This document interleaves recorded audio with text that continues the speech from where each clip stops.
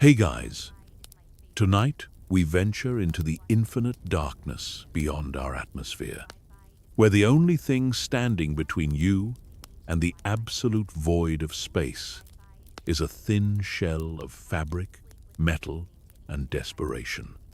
We're talking about spacesuits, those iconic white cocoons that make astronauts look like heroic explorers. But here's the terrifying truth. Step outside Earth's protective embrace, wearing one of these technological marvels, and you probably wouldn't survive the first hour, let alone a full day. So, before you get comfortable, take a moment to like the video and subscribe, but only if you genuinely enjoy what I do here. And let me know in the comments where you're tuning in from and what time it is for you. It's always fascinating to see who's joining us from around the world. Now, dim the lights. Maybe turn on a fan for that soft background hum. And let's ease into tonight's journey together. Picture this. You're floating in the International Space Station, looking down at Earth through a portal that frames our blue marble like a cosmic window.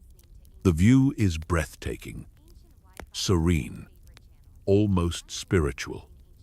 But then comes the moment that changes everything. Mission Control crackles through your headset with those words that every astronaut both yearns for and dreads.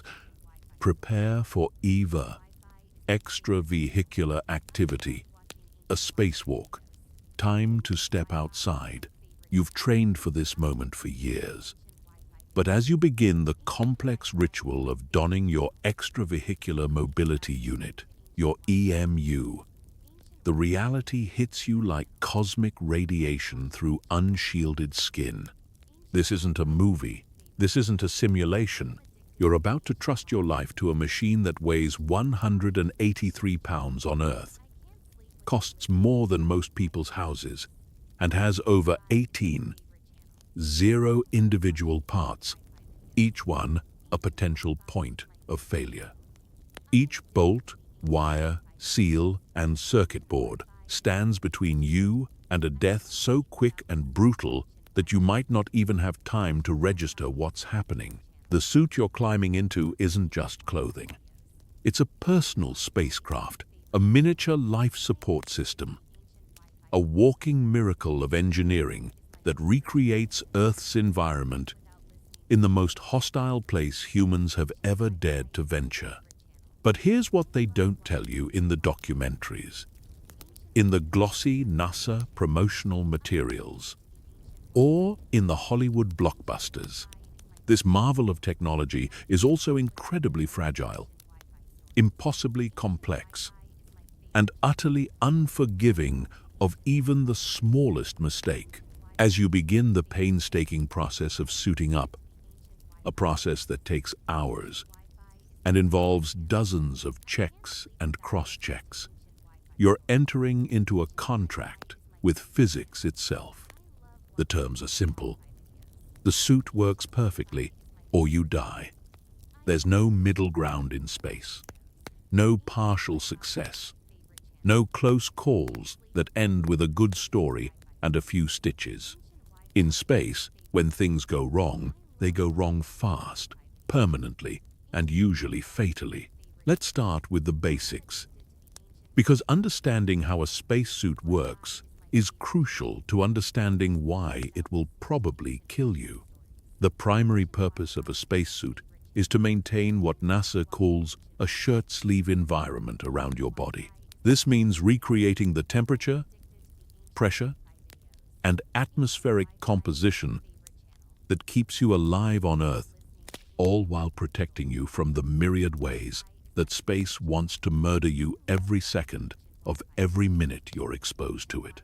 The suit's life support system is mind-bogglingly complex. It must provide breathable oxygen while removing the carbon dioxide you exhale with every breath. It must regulate temperature in an environment where the sunny side can reach 250 degrees Fahrenheit, while the shadowed side plunges to minus 250 degrees. It must maintain proper pressure so your blood doesn't boil in your veins. Protect you from radiation that would cook your DNA like a microwave dinner, and shield you from micrometeorites traveling at speeds that make bullets look like they're standing still.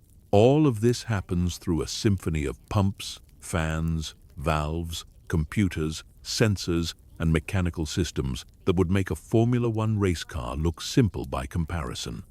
The Primary Life Support System, or PLSS, that backpack-looking unit that every astronaut wears, contains your oxygen supply, carbon dioxide removal system, water cooling system, electrical power, and communications equipment. It's like having a miniature version of the International Space Station's life support systems strapped to your back, and it has to work flawlessly for hours at a time, in conditions that destroy most human-made objects within minutes. But before we even get to the spectacular ways this system can and will fail, let's talk about the simple act of putting the suit on, because that alone might kill you before you even see the stars. The process begins hours before you actually step outside. You start by breathing pure oxygen for hours to purge nitrogen from your bloodstream. This prevents decompression sickness, the same condition that kills deep-sea divers who surface too quickly. Skip this step or cut it short, and you'll experience the agony of nitrogen bubbles forming in your blood and tissues, a condition so painful that victims describe it as feeling like their bones are being crushed from the inside. As you breathe this pure oxygen, you're essentially pre-breathing your way into a state where your body can survive at the much lower pressure inside the spacesuit.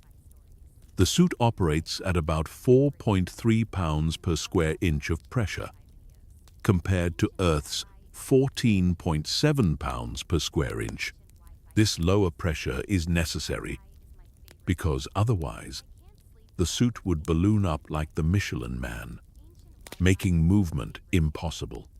But it also means you're living on the edge of vacuum, where the margin for error is measured in seconds.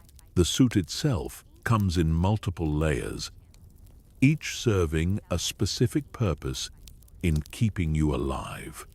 The innermost layer is the comfort and cooling garment, a network of tubes that circulates chilled water around your body to prevent overheating. This isn't comfort, it's survival. In space, you can't rely on convection or evaporation to cool down like you do on Earth. Without this cooling system, your body heat would quickly build up to lethal levels, literally cooking you from the inside out. Next comes the pressure garment, the layer that maintains the atmospheric pressure your body needs to survive. This is made from multiple layers of different materials. A pressure bladder that holds the air, a restraint layer that prevents the suit from ballooning, and structural elements that maintain the suit's shape. The helmet, often considered the most critical component, must provide a crystal clear view while maintaining perfect pressure seal. A single crack, a microscopic tear, or a faulty seal, and you'll experience rapid decompression, which we'll discuss in horrifying detail shortly. Over all of this goes the thermal micrometeoroid garment, or TMG, the outer layer that protects you from temperature extremes and the constant bombardment of tiny particles traveling at incredible speeds. This layer includes multiple sheets of different materials: beta cloth, mylar, Dacron, and other synthetic materials designed to reflect heat, absorb impacts, and maintain flexibility in temperature extremes that would shatter most materials like glass. The gloves deserve special mention. because they represent one of the most challenging aspects of spacesuit design. Your hands need to be protected while remaining functional enough to operate tools, manipulate equipment, and perform delicate tasks. Spacesuit gloves are essentially tiny pressure suits for your hands, complete with their own heating elements, pressure regulation, and tactile feedback systems. They're also one of the most common failure points, prone to leaks, tears, and catastrophic pressure loss. But even if you manage to get fully suited up without incident, even if every system checks out perfectly, even if you've followed every protocol and procedure to the letter, you're still not ready for space. Because space isn't just empty vacuum waiting politely for your arrival. Space is actively trying to kill you in more ways than human imagination can fully comprehend. The moment you step outside the protective shell of your spacecraft, you enter an environment so hostile to human life that every breath you take, every heartbeat, every second of consciousness is borrowed time. The vacuum of space doesn't just want to kill you, it wants to do it in multiple ways simultaneously. And your spacesuit, for all its technological sophistication, is all that stands between you and a universe that has no sympathy for human frailty. Let's start with the vacuum itself. Space isn't actually empty, but it's close enough that the distinction won't comfort you as you're dying. The vacuum of space contains fewer atoms per cubic centimeter than the best laboratory vacuums we can create on Earth. This isn't just low pressure. This is the near total absence of matter, a condition so foreign to terrestrial life that exposure to it triggers biological responses we're still trying to fully understand. Contrary to what Hollywood would have you believe, exposed to vacuum, you wouldn't explode like a balloon. Your skin is tough enough to contain your bodily fluids, at least for a few seconds. But that doesn't mean the experience would be pleasant or survivable. Within 15 seconds of vacuum exposure, you'd lose consciousness as the low pressure causes the oxygen in your blood to come out of solution. Your blood doesn't boil in the traditional sense, but the dissolved gases in it form bubbles, effectively turning your circulatory system into a lethal foam. Your saliva would boil on your tongue. The moisture in your eyes would vaporize, causing temporary blindness and excruciating pain. Your skin would swell as your body's tissues expanded, though not to the point of rupture. You'd have perhaps 30 seconds of useful consciousness, maybe a minute or two before irreversible brain damage sets in from oxygen starvation. After 2 minutes in vacuum, your chances of survival, even with immediate rescue and medical intervention, would be essentially zero. But here's the truly terrifying part. Your spacesuit isn't designed to protect you from this kind of total exposure. It's designed to maintain pressure, which means that any breach, any tear, any failed seal exposes you not to gradual pressure loss, but to catastrophic decompression. The pressure difference between the inside of your suit and the vacuum outside is enormous, and nature abhors a vacuum with violent enthusiasm. A hole in your spacesuit just 1 millimeter in diameter would cause complete pressure loss in about 30 minutes. That might sound like plenty of time for rescue, but remember, you're not standing in your backyard with a flat tire. You're hundreds of miles above Earth, moving at 17,500 miles per hour, potentially hours away from the nearest airlock. A 5 millimeter hole would drain your suit's pressure in less than 5 minutes. A puncture the size of a pencil tip means you have perhaps 90 seconds before unconsciousness, And that's if you remain completely calm and don't exert yourself trying to get back to safety. And space is full of things that want to punch holes in your suit. Micrometeoroids, tiny particles of rock and metal debris left over from the formation of the solar system, travel through space at speeds ranging from a few miles per second to over 40 miles per second. At these velocities, a particle the size of a grain of sand carries the kinetic energy of a bullet. A fleck of paint from a previous spacecraft, something so small you couldn't see it with the naked eye, can punch through your suit's protective layers like they're made of tissue paper. NASA tracks over 34 zero pieces of orbital debris larger than 10 centimeters, and hundreds of thousands of smaller pieces that are still large enough to cause catastrophic damage to a spacesuit. But the truly dangerous debris is the stuff too small to track. Millions of particles smaller than a centimeter that form a cloud of high-velocity projectiles around Earth. Every time you venture outside, you're walking through a shooting gallery where the bullets are invisible and travel at hypersonic speeds. The International Space Station has been hit by orbital debris multiple times. In 2016, a fleck of paint struck one of the station's cupola windows, creating a chip that required the window to be replaced during a later mission.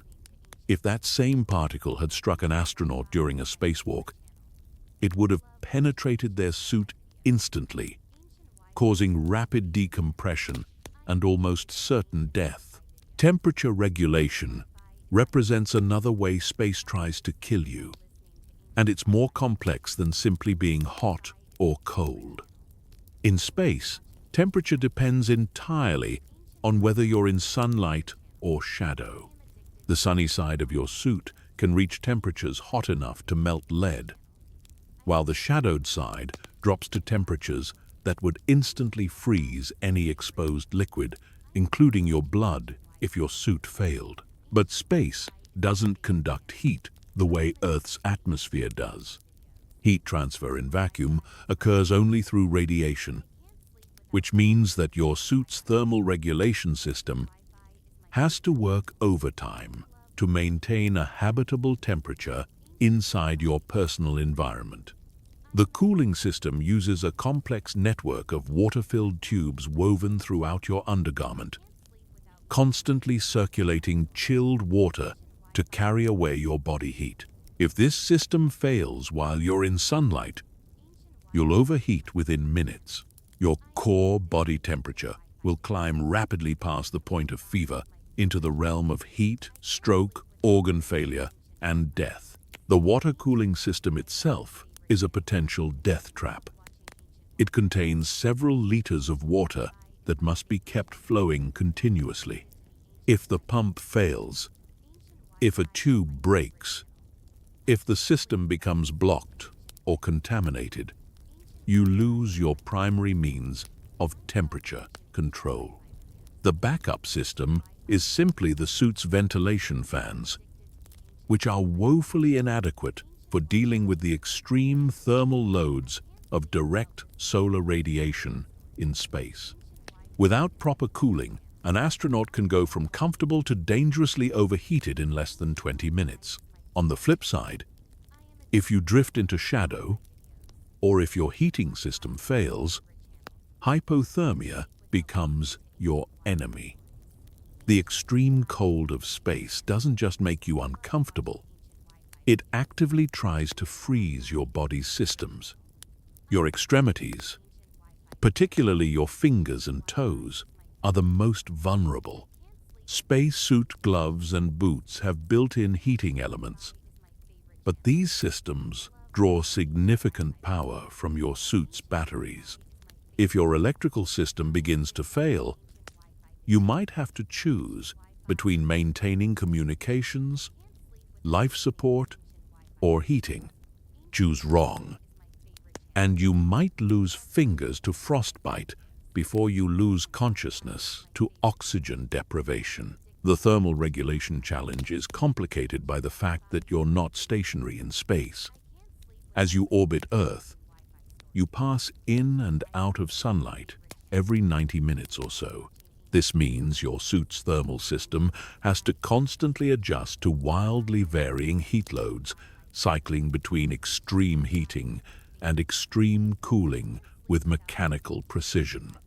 Over time, this thermal cycling stresses every component of your suit, causing seals to fail, materials to crack, and systems to break down in ways that might not become apparent until they've already begun killing you. Radiation in space isn't the gentle warmth of sunshine on a summer day.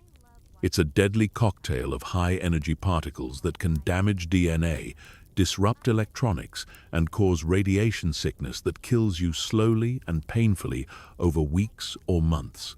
Your spacesuit provides some protection against radiation, but it's far from perfect, especially against the highest energy cosmic rays and solar particle events.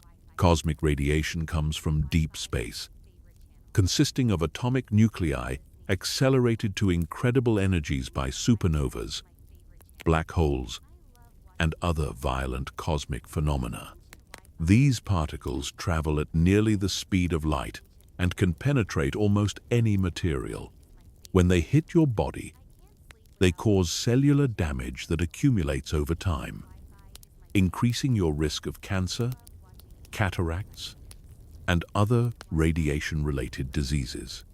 A typical spacewalk exposes you to about as much radiation as you'd get from several chest X-rays. But in space, there's no avoiding it. Solar radiation is even more dangerous during solar particle events, massive eruptions from the sun that send clouds of high-energy protons racing toward Earth at millions of miles per hour. If caught outside during a major solar storm, an astronaut could receive a lethal dose of radiation in a matter of hours. The spacesuit provides minimal protection against these events. The only real defense is to get inside a heavily shielded area as quickly as possible. But during a spacewalk, you might be hours away from safety, and solar storms can develop with little warning. The spacesuit's electronics are also vulnerable to radiation. High-energy particles can cause computer glitches, sensor failures, and communication breakdowns. Your suit's primary computer, which controls life support, thermal regulation, and emergency systems, can be disrupted by radiation in ways that range from annoying to fatal. Imagine trying to debug a computer problem while floating in space, unable to remove your helmet, running low on oxygen, and knowing that your life depends on getting the system working again before your consumables run out. But perhaps the most insidious danger is the way radiation affects your body's ability to heal and fight infection. In space, your immune system is already compromised by microgravity, radiation exposure, and the stress of operating in an alien environment.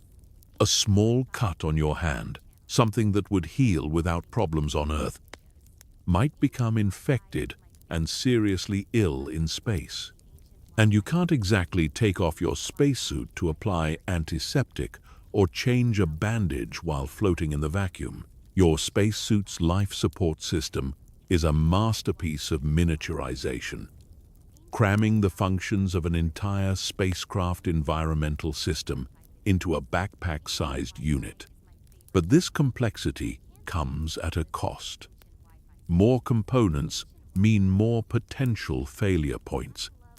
And in space, failures cascade in ways that can quickly become fatal. The primary life support system, your PLSS backpack, contains your oxygen supply, typically stored as compressed gas in high-pressure tanks. These tanks contain enough oxygen for about 6 to 8 hours of normal activity. But normal activity in space is a relative term. If you're working hard, if you're stressed, if you're panicking because something has gone wrong, your oxygen consumption can double or triple. What seemed like plenty of breathing gas suddenly becomes a race against time. The oxygen delivery system includes regulators, valves, and flow controls that must work perfectly to deliver the right amount of breathable gas at the right pressure. If a regulator fails and delivers too much oxygen, you risk oxygen toxicity, which can cause seizures, loss of consciousness, and death. Too little oxygen, and you'll experience hypoxia, gradual suffocation that impairs your judgment, even as it kills you. The insidious thing about hypoxia is that it makes you feel euphoric and confident even as your brain dies from lack of oxygen. You might make increasingly poor decisions without realizing it, eventually becoming too impaired to save yourself. Carbon dioxide removal is just as critical as oxygen supply, and it's accomplished through a system of chemical scrubbers that absorb CO2 from your exhaled breath. These scrubbers contain lithium hydroxide or similar chemicals that react with carbon dioxide to form harmless compounds. But the scrubbers have a finite capacity, and when they become saturated, they stop working. Unlike oxygen shortage, which kills you fairly quickly, carbon dioxide buildup kills you slowly and unpleasantly. As CO2 levels rise in your suit, you'll first experience headaches and dizziness. Your breathing will become labored as your body tries to expel the excess carbon dioxide. You'll become confused and disoriented, making it difficult to operate equipment or follow procedures. Eventually, carbon dioxide narcosis will set in, a condition similar to nitrogen narcosis in deep-sea diving. You'll lose consciousness and die as your blood becomes so acidic that your organs shut down. The terrifying aspect of CO2 buildup is that it's gradual and, in the early stages, easy to mistake for other problems. You might think you're just tired or stressed, or that your suit's heating system is malfunctioning. By the time you realize that your carbon dioxide scrubbers have failed, you might not have enough time left to make it back to the airlock. Water management in a spacesuit is more complex than you might imagine. The suit's cooling system requires several liters of water, which must be kept flowing continuously to prevent overheating. But water systems in space are notoriously problematic. Water doesn't behave in vacuum the way it does on Earth. It can freeze instantly in shadowed areas or boil away rapidly if exposed to sunlight. A leak in the cooling system doesn't just mean you'll overheat. It means you'll lose the very substance your life depends on to regulate temperature. In 2013, Italian astronaut Luca Parmitano nearly drowned during a spacewalk when water began accumulating in his helmet. The water, which came from a malfunctioning cooling system, formed a growing bubble that eventually covered his eyes, nose, and mouth. In the weightless environment of space, the water didn't drain away as it would on Earth. Instead, it clung to his face through surface tension, making it impossible to see or breathe normally. The spacewalk had to be terminated early, and Parmitano barely made it back to the airlock alive. This incident illustrates a crucial point about spacesuit failures. They rarely occur in isolation. When the cooling system failed, it didn't just create a heating problem. It created a drowning hazard inside the helmet. In space, every system is interconnected, and failure in one area can quickly cascade into multiple life-threatening emergencies simultaneously. Power management adds another layer of complexity and potential failure. Your spacesuit runs on batteries, which must provide electricity for life support fans, heating elements, communications equipment, helmet lights, and various sensors and control systems. These batteries typically provide power for 6 to 8 hours of operation. But like oxygen consumption, power consumption can vary dramatically based on conditions and activity level. If you're working in shadow, your suit's heating system will draw more power. If your primary life support system develops a problem, backup systems will activate, consuming additional electricity. If you need to use power tools, or if your suit's insulation becomes compromised, power consumption can spike dramatically, run out of battery power, and your suit doesn't just shut down gracefully. It becomes a tomb.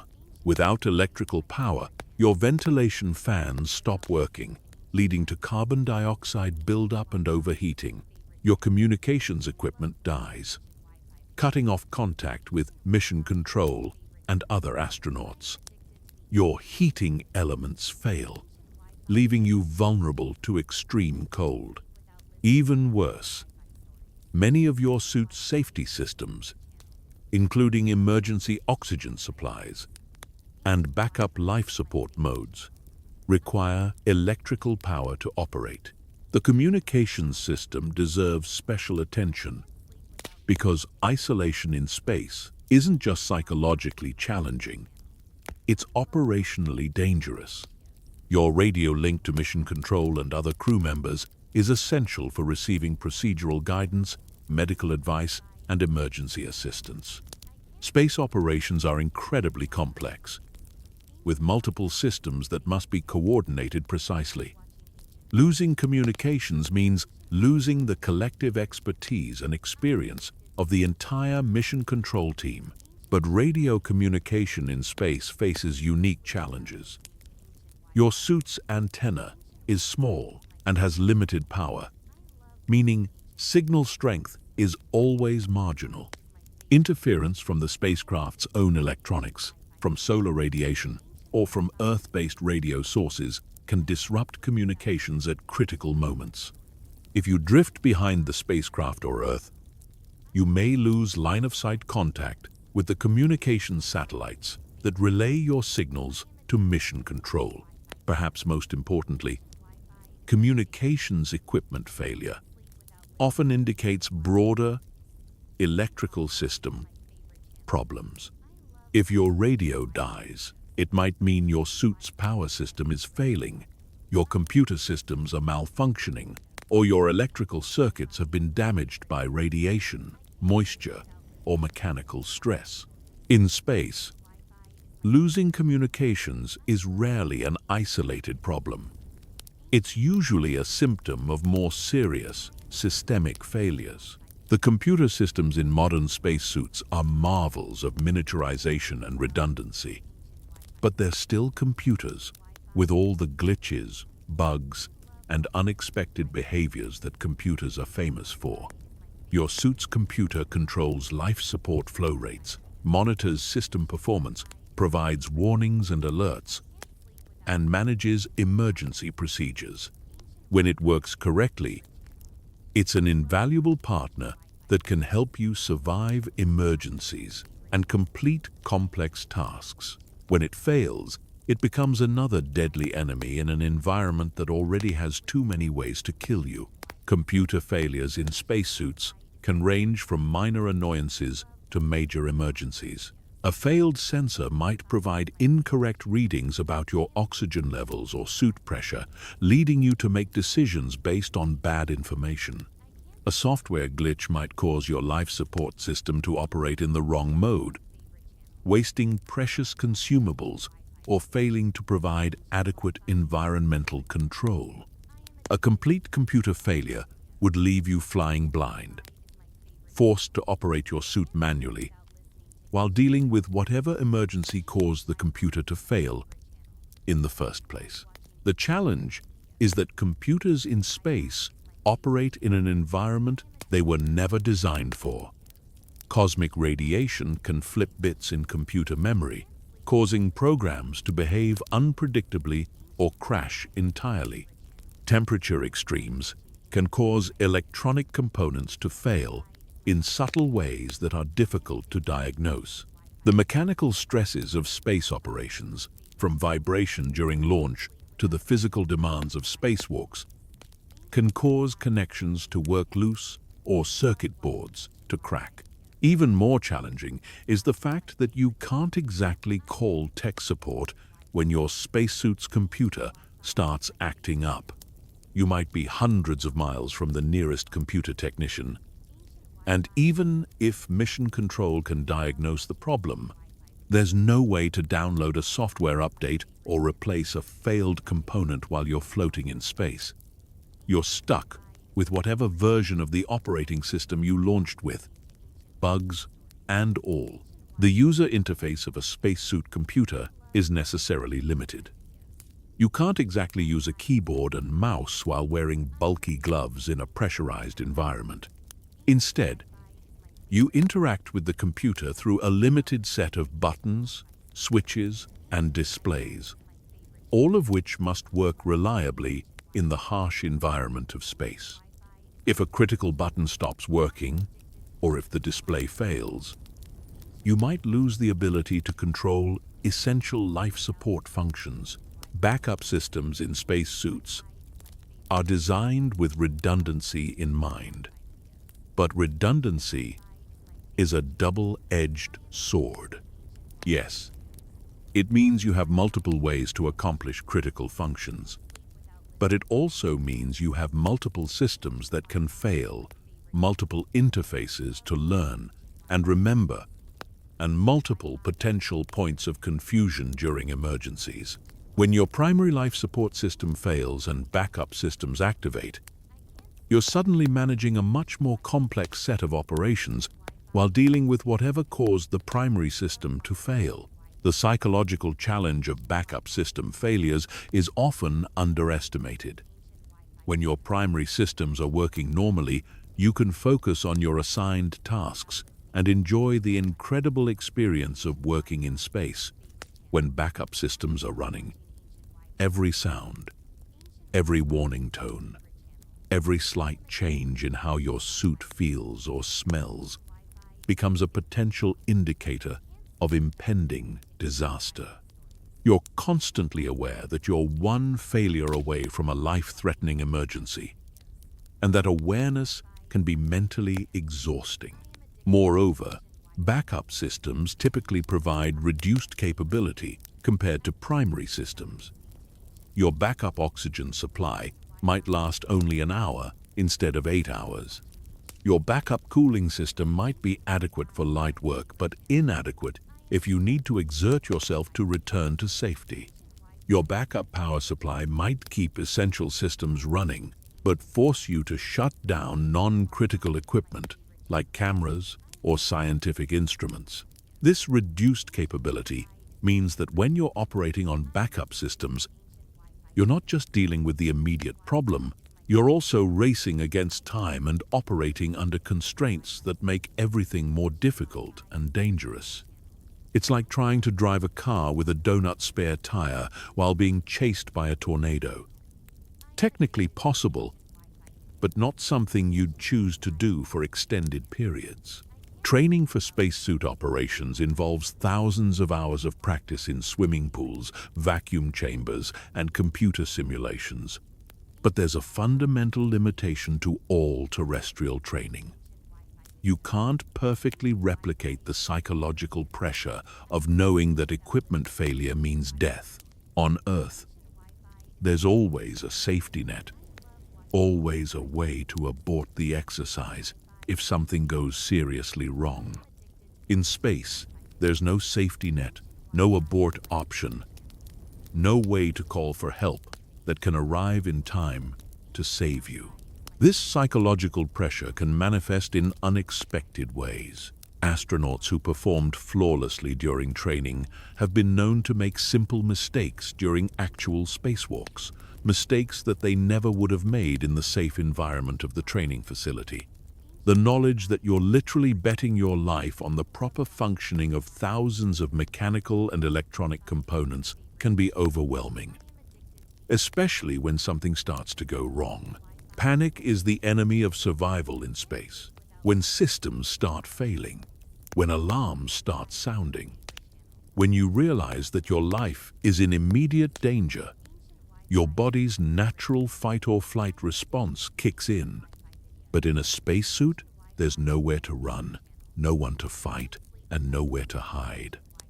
Panic increases your heart rate, which increases your oxygen consumption and carbon dioxide production. It causes you to move more quickly and less carefully, increasing the risk of damaging equipment or making procedural errors. Most dangerously, panic impairs your judgment and ability to think through complex problems logically. The confined space of a spacesuit can trigger claustrophobia in people who have never experienced it before. You're essentially trapped inside a small, sealed container, with no way to remove it quickly if you start feeling overwhelmed. The helmet limits your field of view to a narrow cone directly in front of you, creating a tunnel vision effect that can be psychologically disturbing. You can't turn your head to look around naturally. Instead, you must rotate your entire body to change your view, making you feel disconnected from your environment. The constant background noise of fans, pumps, and radio chatter creates a sensory assault that can be mentally fatiguing. Your suit's ventilation system produces a steady whooshing sound, punctuated by the clicking of valves and the hum of electrical systems. The radio crackles with communications from mission control, other crew members, and automatic system status updates. This auditory environment never stops, never quiets, creating a form of sensory overload that some astronauts describe as maddening during long EVAs. The tactile isolation is equally disturbing. The thick gloves and suit materials create a barrier between you and everything you touch, making you feel disconnected from your work and your environment. Simple tasks that rely on tactile feedback become frustratingly difficult. You can't feel the texture of surfaces, the temperature of objects, or the subtle mechanical feedback that normally helps you gauge how much force to apply when using tools. It's like trying to perform surgery while wearing oven mitts. Some astronauts report a phenomenon they call spacesuit panic. Sudden episodes of feeling trapped and desperate to get out of the suit immediately. These episodes can be triggered by minor equipment malfunctions, unexpected noises, or simply the cumulative stress of working in such a confined, artificial environment. The panic can manifest as rapid breathing, increased heart rate, sweating, and an overwhelming urge to return to the airlock immediately, regardless of mission requirements or safety protocols. The psychological challenge is compounded by the knowledge that panic itself can be deadly in a spacesuit. Increased breathing rate burns through oxygen supplies faster and produces more carbon dioxide for the scrubbing systems to handle. Rapid movements can damage equipment or cause you to lose your grip on safety tethers. Panic-induced poor decision-making can turn minor problems into major emergencies. The fear of panic becomes another source of anxiety, creating a psychological feedback loop that can be difficult to break. Spatial disorientation in microgravity adds another layer of psychological stress. Without a consistent up or down reference, your brain struggles to maintain spatial awareness. The Earth rotating below you provides a constantly changing visual reference that can be beautiful but also disorienting. Some astronauts report feeling like they're falling continuously, even though they're securely tethered to the spacecraft. Others describe a sensation of floating in an infinite void, with no sense of scale or distance. The visual distortions caused by the helmet's curved faceplate can also contribute to disorientation and eye strain. Objects may appear closer or farther than they actually are, making it difficult to judge distances accurately when working with tools or navigating around spacecraft structures. The helmet's edge creates a frame around your vision that constantly reminds you that you're looking at the world through an artificial window, contributing to feelings of isolation and disconnection. Memory and concentration problems are common during long spacewalks, possibly due to the combination of physical stress, reduced oxygen partial pressure, and psychological pressure. Astronauts report forgetting steps in familiar procedures, losing track of where they placed tools, or becoming confused about their location relative to spacecraft structures. These cognitive impairments can be dangerous when working on complex tasks that require precise execution and attention to detail. Fatigue is another psychological factor that's often underestimated. Spacewalks are physically demanding, requiring precise movements while wearing a bulky, heavy suit that fights your every motion. The mental effort required to constantly monitor suit systems, follow complex procedures, and maintain situational awareness is exhausting. As fatigue sets in, your reaction time slows, your decision-making ability deteriorates, and you become more prone to making the kind of simple mistakes that can be fatal in space. The isolation factor can't be overlooked. Even when you're in radio contact with mission control and other crew members, you're fundamentally alone in a way that few humans have ever experienced. You're surrounded by a universe that's actively trying to kill you, separated from the rest of humanity by hundreds of miles of vacuum.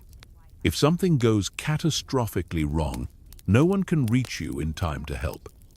You're entirely dependent on your own knowledge, skills, and equipment to survive. This isolation is compounded by the fact that your situational awareness is severely limited while in a spacesuit. Your vision is restricted by the helmet. Your hearing is dominated by the sounds of your own life support systems. And your sense of touch is greatly diminished by the thick gloves. You're essentially operating while sensory deprived, which adds another layer of psychological stress to an already challenging environment. Time distortion is another phenomenon reported by astronauts during spacewalks. The combination of physical exertion, psychological stress, and the surreal environment of space can make time seem to pass very slowly or very quickly. This can be dangerous because many spacesuit operations are time-critical. You need to be able to accurately estimate how long tasks will take, how much consumables you're using, and how much time you have before various deadlines. If your perception of time becomes distorted, you might not realize you're running low on oxygen until it's too late to return to safety. The overview effect is a cognitive shift reported by many astronauts when they see Earth from space. While often described as a profound spiritual experience, it can also be psychologically disruptive during critical operations. Some astronauts report becoming so mesmerized by the view of Earth that they have difficulty concentrating on their assigned tasks. In a spacesuit, where your life depends on maintaining focus and attention to detail, any mental distraction can quickly become dangerous. Social isolation during solo spacewalks can be particularly challenging. When working alone outside the spacecraft, you're farther from other humans than almost anyone in history has ever been. The psychological impact of this extreme isolation varies among individuals, but it can contribute to anxiety, decision-making difficulties, and a sense of unreality that makes it hard to take the dangers seriously. The physical demands of working in a spacesuit are often compared to working in a medieval suit of armor while running a marathon. The suit weighs about 180 pounds on Earth, but even in the weightless environment of space, it has significant mass that must be accelerated and decelerated with every movement.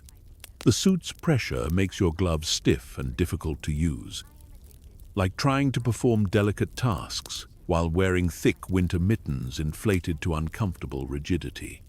Your range of motion is limited, making it difficult to reach certain areas or position yourself for optimal leverage. But the real torture begins in your hands and forearms. Spacesuit gloves are marvels of engineering, but they're also instruments of slow torture for anyone who has to wear them for extended periods. The pressure inside the gloves fights against every movement your fingers make. Gripping a tool requires enormous effort, like trying to squeeze a stress ball that's fighting back. After an hour of work, your forearms burn with lactic acid buildup.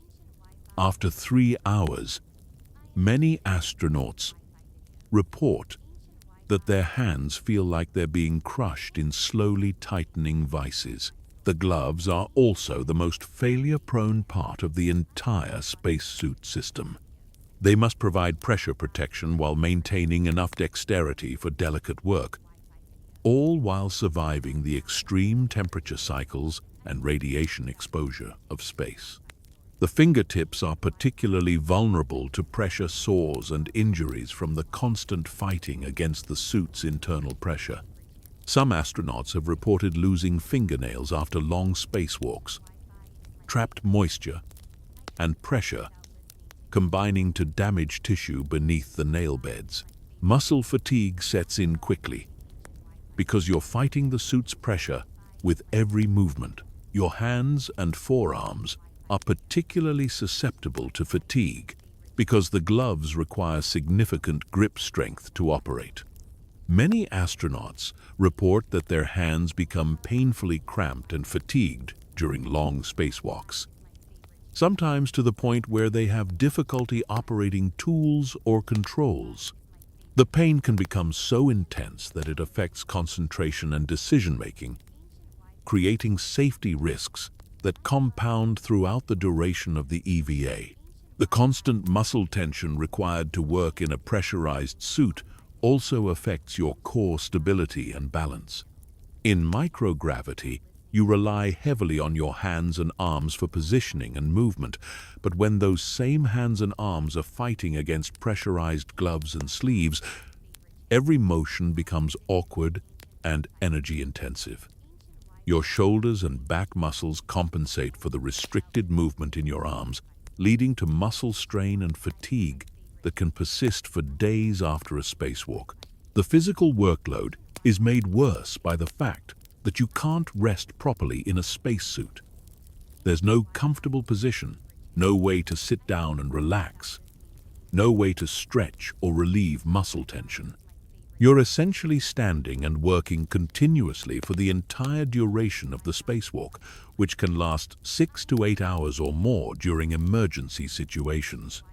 Your feet, pressed against the boot's hard surfaces, develop pressure sores and hot spots that become increasingly painful as the hours pass. The weight distribution of the life support backpack also creates postural problems that worsen throughout a long EVA. The PLSS, while weightless in microgravity, still has significant mass that affects your center of gravity and balance. Over time, the straps and connections that attach the backpack to your suit can create pressure points that become painful and distracting. Some astronauts describe feeling like they're wearing a heavy backpack that they can never take off, even though the backpack itself weighs nothing in space. The physical workload is made worse by the fact that you can't rest properly in a spacesuit. There's no comfortable position, no way to sit down and relax, no way to stretch or relieve muscle tension. You're essentially standing and working continuously for the entire duration of the spacewalk. which can last 6 to 8 hours or more during emergency situations.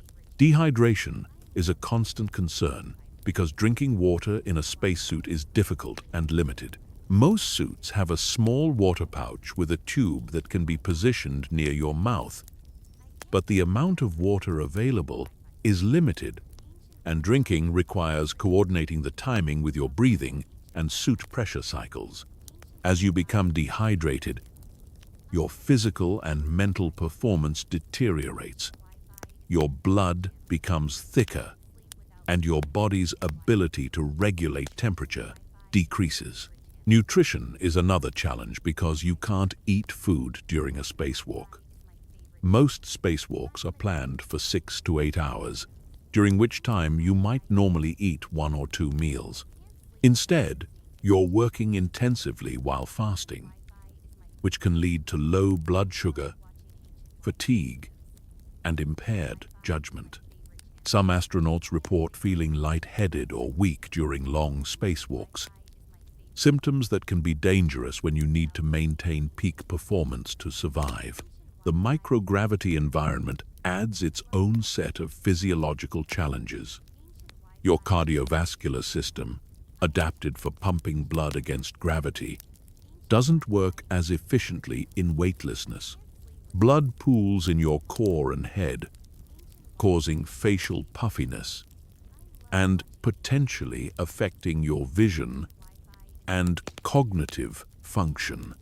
Your balance system, which relies on gravity to function properly, becomes unreliable, leading to disorientation and motion sickness.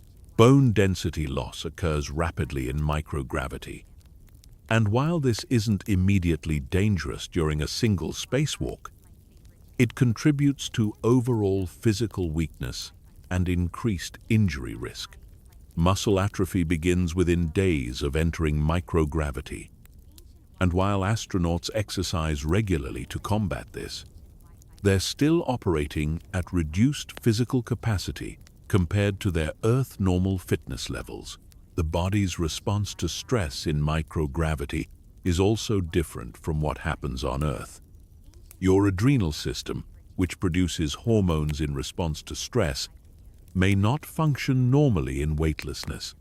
This can affect your ability to respond appropriately to emergencies, potentially leaving you feeling detached or unable to generate the physiological arousal necessary for peak performance during crisis situations. Sleep deprivation is common among astronauts due to the unusual light-dark cycles of orbital flight, the excitement and stress of spaceflight, and the difficulty of sleeping comfortably in microgravity. During a spacewalk, sleep deprivation can impair your judgment, slow your reaction time, and make you more prone to making mistakes. It can also affect your ability to estimate distances and speeds accurately, which is critical when working around moving spacecraft or trying to intercept floating tools. The combination of all these physiological factors means that your body is already operating under significant stress before you even encounter any equipment failures or emergency situations. Your physical and mental reserves are depleted, your sensory systems are compromised, and your body's normal responses to stress and danger may not function properly. This puts you at a significant disadvantage when dealing with the life-threatening situations that are unfortunately common during space operations. The history of spacewalks is filled with near-miss incidents and close calls that illustrate just how dangerous working in a spacesuit can be. These real-world examples provide sobering evidence that spacesuit failures aren't theoretical possibilities. They're documented realities that have nearly killed experienced, highly trained astronauts. In 1965, during the first American spacewalk, astronaut Ed White experienced a malfunction with his spacecraft's hatch that nearly prevented him from getting back inside. The hatch mechanism jammed due to thermal expansion, And, for several terrifying minutes, White was locked outside his Gemini capsule, with no way to return.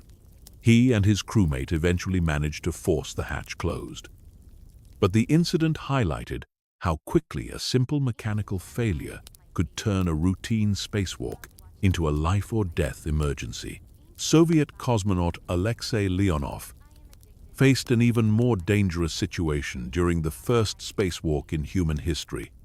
Also, in 1965, his spacesuit began to balloon up due to pressure differences, making it impossible for him to fit back through the airlock of his spacecraft. Leonov was forced to partially decompress his suit to reduce its size, a procedure that could have killed him if he had miscalculated the pressure reduction. He barely managed to squeeze back through the airlock, and the incident was classified and not revealed until years later. In 1973, during the Skylab 2 mission, astronauts Pete Conrad and Paul Weitz conducted a spacewalk to free a stuck solar panel that was preventing their space station from generating adequate electrical power. During the EVA, Conrad's suit developed a leak in the cooling system, causing water to accumulate around his face and threatening to drown him inside his helmet.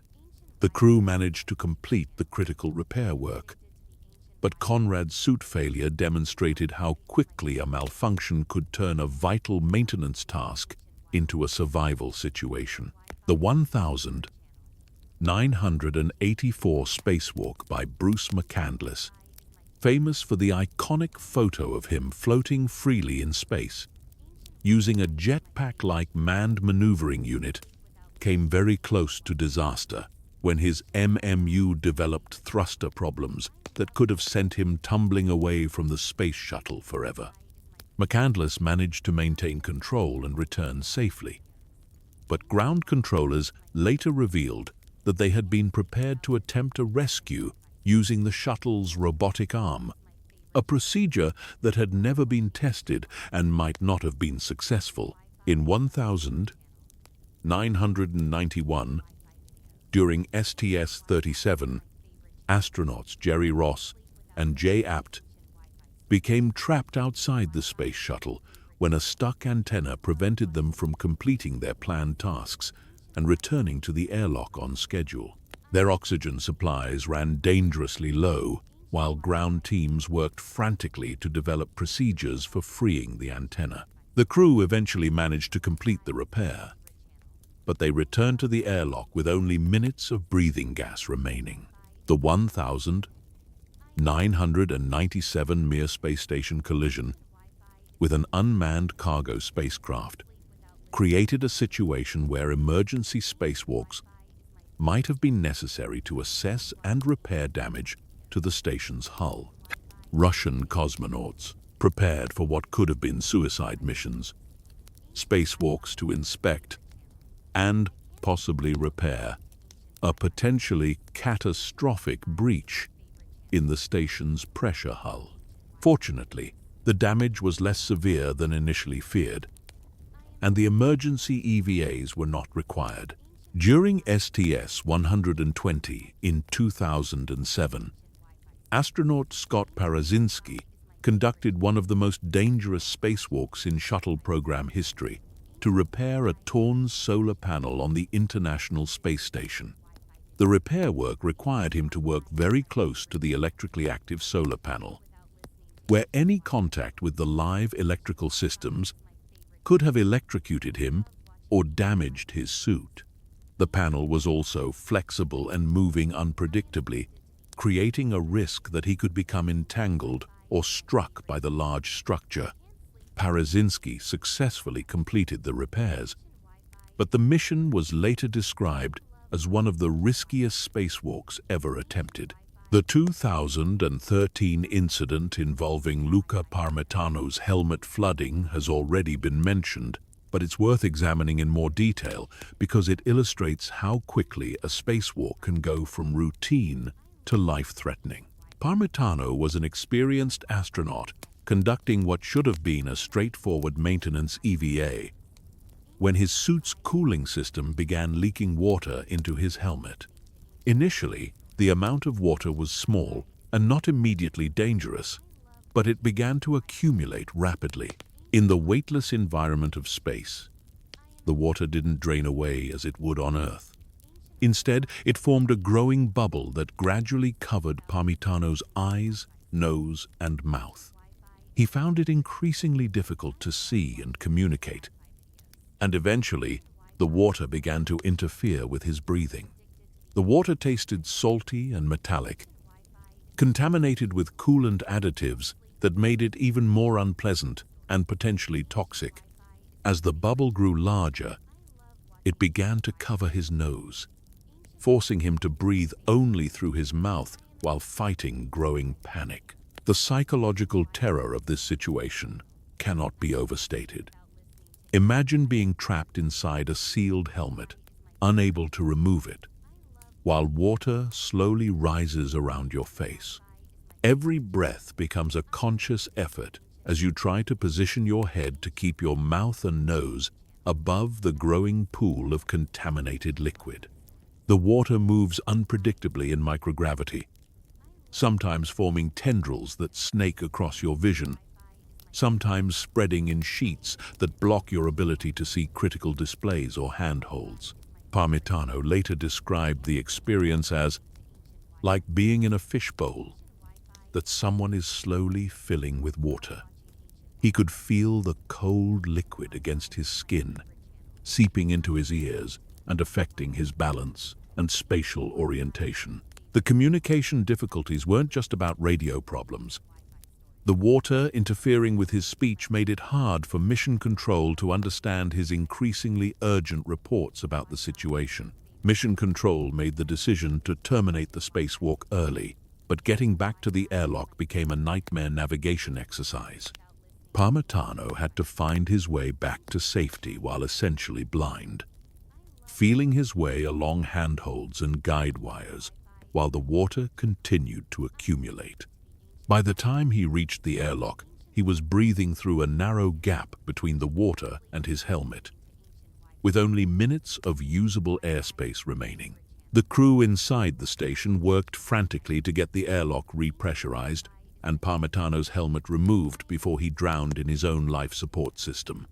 When the helmet finally came off, over a liter of water poured out, enough to have killed him if the EVA had continued even a few minutes longer. Parmitano barely made it back to the airlock before the situation became fatal.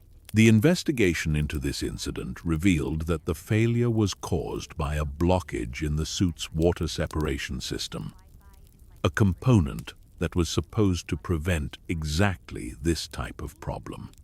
The failure was subtle and developed gradually, making it difficult to detect until it had already become dangerous. This incident led to significant changes in spacesuit design and operating procedures, but it also demonstrated that even well-designed safety systems can fail in unexpected ways. In 2019, during what was supposed to be the first all-female spacewalk, astronaut Christina Koch's spacesuit developed a problem with its power system that caused intermittent failures of critical displays and controls. While the suit remained safe to use, the failures created uncertainty about the suit's status and forced mission controllers to modify the planned activities and monitor Koch's suit systems more closely throughout the EVA. The incident highlighted how electronic failures can create operational challenges even when they don't immediately threaten crew safety. These documented incidents represent only the cases that have become public knowledge. There are undoubtedly other near-miss situations that have occurred during classified military spacewalks, during early Soviet space missions that were not widely publicized, or during situations where crews and mission controllers decided not to emphasize how close they came to disaster. Each of these incidents shares common characteristics. They developed rapidly. They required immediate decision-making under extreme pressure, and they demonstrated that even experienced astronauts using well-maintained equipment can find themselves in life-threatening situations with little warning. They also show that spacewalk emergencies are rarely simple, single-point failures. Instead, they typically involve multiple system interactions, time pressures, and operational constraints that make problem-solving particularly challenging. The psychological impact of these close calls on the astronauts involved is also significant. Many astronauts who have experienced serious spacewalk emergencies report that the incidents affected their confidence and stress levels during subsequent EVAs. Some have described feeling hypervigilant about suit systems and potential failures, which can be mentally exhausting and potentially dangerous if it causes them to focus too much attention on monitoring equipment rather than on the tasks they need to complete. The design philosophy of spacesuits reflects a fundamental tension between safety and functionality. Making a suit safer often makes it heavier, more complex, or more restrictive. Making it more functional often involves trade-offs that increase risk in other areas. Every design decision involves balancing multiple factors: weight, cost, reliability, maintainability, crew comfort, and operational capability. Modern spacesuits are the result of decades of iterative design improvements, with each generation attempting to address the shortcomings of previous versions while maintaining or improving overall safety and functionality. However, the basic constraints remain unchanged. Spacesuits must provide a complete life support environment in a package that's light enough to launch, flexible enough to allow useful work, and reliable enough to keep crews alive in an environment that offers no forgiveness for mistakes. The materials used in spacesuit construction represent some of the most advanced engineering available, but they're still subject to the fundamental limitations of physics and chemistry. Fabrics that are flexible at room temperature may become brittle in the extreme cold of space. Seals that maintain perfect pressure on Earth may leak when exposed to temperature cycles, radiation, or mechanical stress. Electronic components that work flawlessly in terrestrial environments may fail when exposed to cosmic radiation or temperature extremes. Quality control for spacesuit manufacturing is extraordinarily rigorous, with extensive testing and inspection at every stage of production. However, the complexity of modern suits means that there are thousands of components, joints, seals, and connections that must all work perfectly. Even with the best manufacturing processes and quality control procedures, the statistical probability of a failure somewhere in the system increases with the complexity of the design. Maintenance and servicing of spacesuits is also challenging because much of the work must be done in space. Where spare parts are limited, tools may not work as expected, and environmental conditions make detailed work difficult. Unlike terrestrial equipment that can be taken to a repair shop when problems develop, spacesuits must be maintained and repaired by astronauts with limited training in suit maintenance, using tools and procedures that may not have been fully tested in space conditions. The regulatory environment for spacesuit design is less mature than for other life-critical systems like aircraft or medical devices. While space agencies have extensive design standards and testing requirements, the small number of suits produced and the unique nature of space operations means that real-world operational experience is limited compared to other safety-critical systems. Evolution of spacesuit design has been driven primarily by lessons learned from operational experience, which means that many design improvements have come about only after problems were discovered during actual use. This reactive approach to safety improvement is inherent in any pioneering field but it means that current spacesuit designs likely still contain unknown failure modes that won't be discovered until they cause problems during future missions. The economic constraints of spacesuit development also affect safety. Spacesuits are extremely expensive to develop, manufacture, and maintain, with costs measured in millions of dollars per unit. This creates pressure to extend the operational life of existing suits, sometimes beyond their originally intended service life. It also limits the resources available for developing backup systems, spare parts, and safety improvements. Training limitations also affect spacesuit safety because it's impossible to fully replicate space conditions during ground-based training. Astronauts practice spacewalk procedures extensively in swimming pools, vacuum chambers, and other training facilities. But these environments can't perfectly duplicate the unique challenges of working in space. This means that astronauts may encounter situations during actual spacewalks that they haven't fully prepared for during training. The international nature of space operations adds another layer of complexity to spacesuit design and operations. Different countries have different design philosophies, manufacturing standards, and operational procedures. When astronauts from different countries work together during spacewalks, they may be using equipment that was designed according to different standards and may have different failure modes and emergency procedures. Future space missions to the Moon, Mars, and other destinations will place new demands on spacesuit design that current suits weren't designed to handle.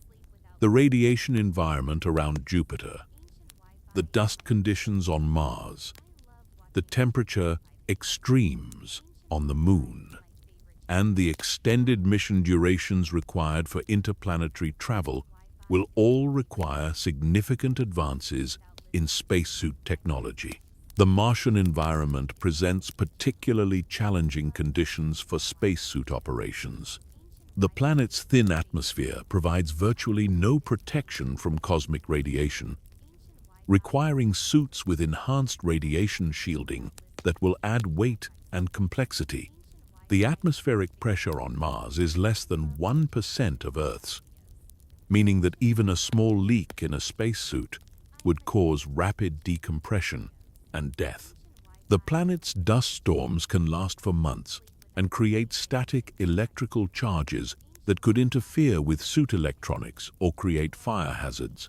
Martian dust is also much finer than lunar dust and has different chemical properties that could pose health risks if it enters the suit through damaged seals or during airlock operations. The dust particles are oxidizing and potentially toxic, capable of causing respiratory problems, skin irritation, and equipment corrosion, unlike lunar dust, which can be cleaned off relatively easily. Martian dust may bond chemically with suit materials, causing permanent degradation of seals, fabrics, and mechanical components. The temperature extremes on Mars range from about 70 degrees Fahrenheit at the equator during summer to minus 195 degrees Fahrenheit at the poles during winter. This thermal range exceeds the design limits of current spacesuits and will require new heating and cooling systems, new materials that can withstand thermal cycling, and new design approaches that prevent thermal stress from causing mechanical failures. Communication delays between Mars and Earth mean that astronauts will not be able to rely on real-time support from mission control during emergencies. Spacesuits for Mars operations will need more autonomous diagnostic systems, better crew interfaces for troubleshooting problems, and more sophisticated backup systems that can operate independently when Earth-based support is not available. The extended duration of Mars surface operations, potentially lasting months or years, will require spacesuits that are much more maintainable and repairable than current designs. Astronauts will need to be able to replace worn components, repair damaged systems, and perform routine maintenance using limited tools and spare parts. This maintainability requirement will significantly increase the complexity and weight of suit designs. Lunar operations present different but equally challenging requirements. The Moon's vacuum environment is similar to Earth orbit, but the presence of sharp, abrasive lunar dust creates new wear and contamination problems. Lunar dust is electrostatically charged and clings to everything, potentially clogging filters, interfering with seals, and abrading moving parts. The dust particles are also very sharp, having never been smoothed by water or wind, making them capable of cutting through fabric and damaging equipment. The Moon's 14-day day-night cycle creates thermal challenges that exceed anything experienced in Earth orbit. During the lunar day, surface temperatures can reach 250 degrees Fahrenheit, while during the lunar night, they drop to minus 240 degrees Fahrenheit. Spacesuits operating on the lunar surface will need to handle these extreme temperature swings while maintaining crew comfort and system functionality. The reduced gravity on the Moon, about 1/6 of Earth's gravity, will affect how spacesuits behave and how crews move while wearing them. Suits designed for zero gravity may be poorly balanced or difficult to control in the Moon's weak gravitational field. The reduced weight will allow crews to carry heavier life support systems, but it may also make it easier to lose balance or control when working with tools. Asteroid missions will present unique challenges related to the extremely weak gravitational fields and irregular shapes of these bodies. Spacesuits will need enhanced propulsion systems to allow crews to maneuver around asteroids without floating away into space. The suits will also need protection from the high-velocity debris that surrounds many asteroids, as well as enhanced communication systems for coordinating operations in environments where line-of-sight contact may be frequently interrupted. The radiation environment of deep space missions beyond Earth's magnetic field will expose crews to cosmic ray levels that are much higher than anything experienced in Earth orbit. Current spacesuits provide minimal protection against high-energy cosmic rays, which can penetrate almost any practical amount of shielding. Future suits may need to incorporate new materials or design approaches that provide better radiation protection without making the suits impossibly heavy or bulky. Solar storm events pose an even greater radiation threat during interplanetary missions. Unlike Earth orbit, where crews can shelter inside heavily shielded areas of the spacecraft during solar storms, planetary surface operations may require crews to continue working during radiation events. Space suits for deep space missions may need emergency radiation shelters or rapid evacuation capabilities that allow crews to reach shelter quickly when dangerous solar activity is detected. However, developing these advanced suits will require years of research, testing, and validation, during which time crews will continue to depend on current generation equipment that may not be fully adequate for the new mission environments. This creates a period of elevated risk as space operations push beyond the design limits of existing equipment, while new equipment is still under development. The human factors aspects of spacesuit design are particularly challenging because they involve subjective factors like comfort, fatigue, and psychological stress that are difficult to quantify and optimize. A suit that works well for one astronaut may be uncomfortable or difficult to use for another, but the small number of suits available means that extensive customization is often not possible. Ergonomic factors become much more important during long-duration missions where astronauts may need to wear suits for many hours at a time. Problems that might be minor annoyances during a short Earth-based test can become serious issues during extended space operations where there's no opportunity to remove the suit and take a break. The sensory limitations imposed by spacesuits also create human factors challenges. The restricted field of view, limited tactile feedback, and communication difficulties can contribute to fatigue, frustration, and increased error rates. These factors may not directly threaten crew safety, but they can contribute to situations where crew members make mistakes or fail to notice important changes in their environment or equipment status. Medical considerations add another dimension to spacesuit safety, because astronauts may develop health problems during long-duration missions that could affect their ability to work safely in a spacesuit. Cardiovascular problems, changes in vision, bone density loss, and other space-induced health issues could all potentially affect an astronaut's ability to respond appropriately to emergency situations while wearing a spacesuit. The limited medical care available during space missions also means that injuries or illnesses that might be minor problems on Earth could become serious issues during space operations. A small cut on the hand could become infected. A minor respiratory problem could interfere with breathing in the suit's low-pressure environment, or a cardiac irregularity could affect an astronaut's ability to handle the physical stress of working in a spacesuit. Psychological factors become increasingly important during long-duration missions, where crew members may experience stress, depression, interpersonal conflicts, or other mental health issues that could affect their judgment and decision-making during critical operations.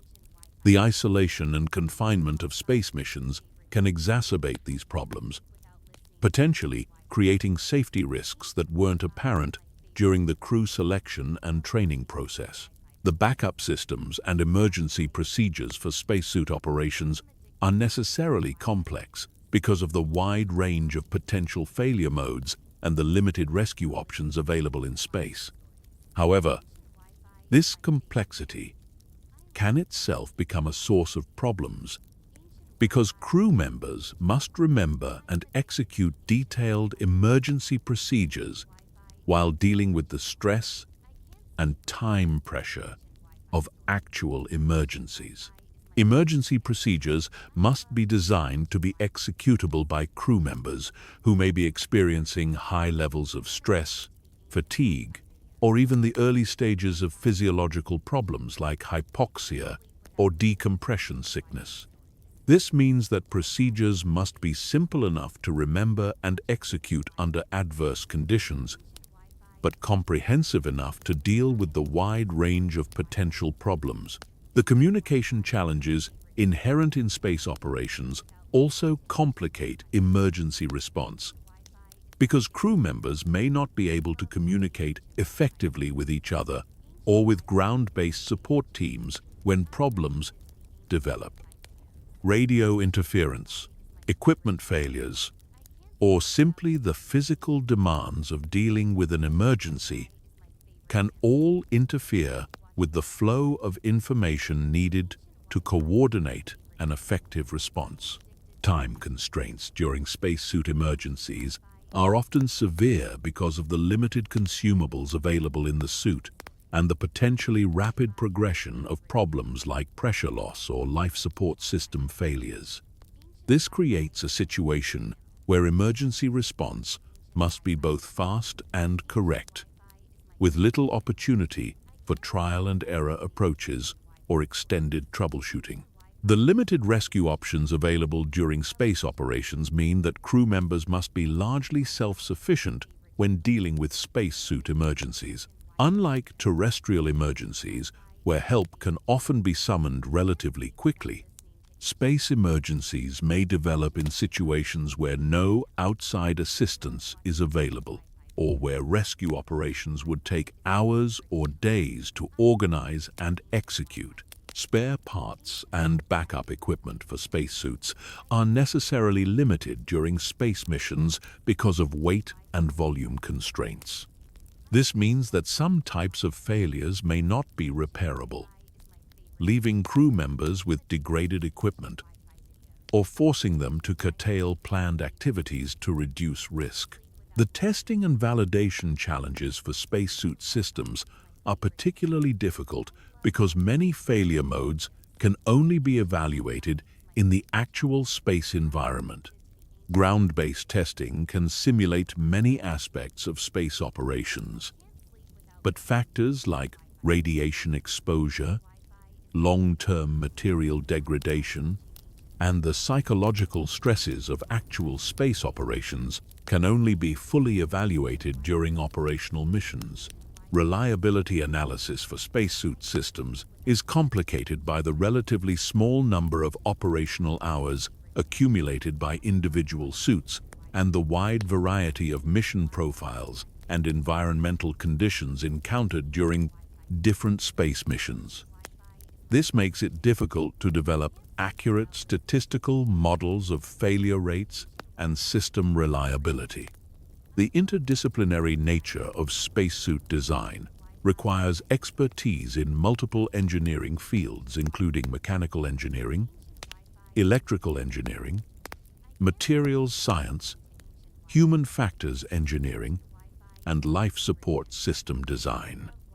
Coordinating these different areas of expertise and ensuring that design decisions in one area don't create unexpected problems in other areas is an ongoing challenge. Manufacturing tolerances and quality control become critical factors in spacesuit production because components that would be acceptable for terrestrial applications may not be adequate for the demanding conditions of space operations. This requires specialized manufacturing processes and inspection procedures that are more expensive and time-consuming than conventional manufacturing approaches. The supply chain for spacesuit components is necessarily specialized and limited, which can create vulnerabilities if key suppliers experience problems or if critical materials become unavailable. The long lead times required for spacesuit production also make it difficult to respond quickly to identified problems or changing mission requirements. Configuration management for spacesuits is complicated by the need to track the history and status of thousands of individual components, many of which may be modified or replaced multiple times during the operational life of the suit. Maintaining accurate records of these changes is essential for safety analysis and reliability prediction. The obsolescence issues affecting spacesuit components are particularly challenging because the long development and operational life cycles of space systems often exceed the commercial availability of electronic components and specialized materials. This can force designers to redesign systems around newer components or to maintain inventories of obsolete parts for extended periods. Integration testing of complete spacesuit systems is expensive and time-consuming, but essential for identifying problems that might not be apparent when individual components are tested separately. However, the destructive nature of some tests means that suits used for testing may not be available for operational use, creating trade-offs between test coverage and operational capability. The documentation and training requirements for spacesuit systems are extensive because of the complexity of the systems and the critical nature of their operation. However, the volume of information that crew members must master can itself become a problem if it makes it difficult to find and use critical information during time-pressured situations. Version control for spacesuit procedures and documentation is critical because crews may be using different versions of equipment or procedures, especially during international missions where different agencies may have different standards or update schedules.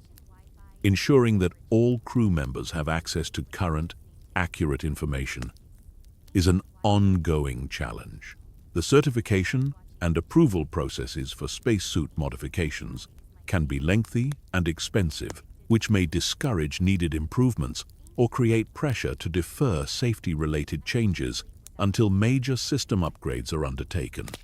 Balancing the need for stability and reliability with the need for continuous improvement is an ongoing challenge in spacesuit development. User feedback from operational missions is essential for identifying problems and improvements. But the small number of users and the infrequent nature of space missions means that feedback may be limited or delayed. This can slow the identification and correction of problems that might affect crew safety. The political and economic pressures affecting space programs can also influence spacesuit design and safety decisions. Budget constraints may limit the resources available for safety improvements, while political pressures for mission success may create incentives to accept higher risks than would be considered acceptable in other contexts.